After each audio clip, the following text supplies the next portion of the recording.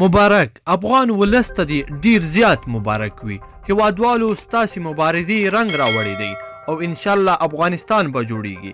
د افغانستان د جوړېدا د لر او بر پښتنو تقویت په معنا ده.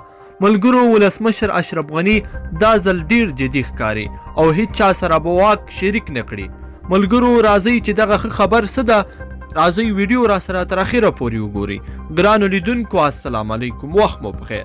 چارواکي وایي چې په ولسمشریزو ټاکنو کې د ولسمشر محمد اشرف غني له بریا وروسته ټاکل شوې ده چې راتلونکې اونۍ ولسمشر غني د لوړې مراسم ترسره کړي.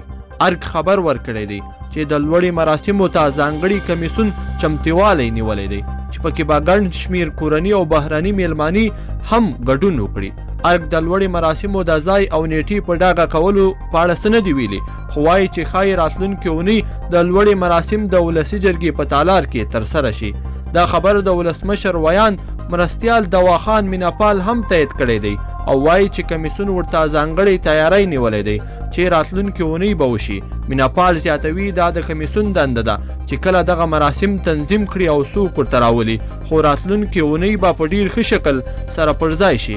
ارګ بیا د لوړې مراسمو د ځای په اړه رسماً څه نه دي ویلي، خو خبرې ورکړې دي چې ګڼ شمېر بهرني میلمانه به هم افغانستان ته را دعوت شي. ویل کېږي چې دا ځل د ولسمشر غني د لوړې مراسمو کولو لپاره په بشپړه توګه تیاریانې روانې دي، خو په مقابل کې عبدالله بیا په هیواد کې د حالت نازک کولو کوښښ روان کړی دی.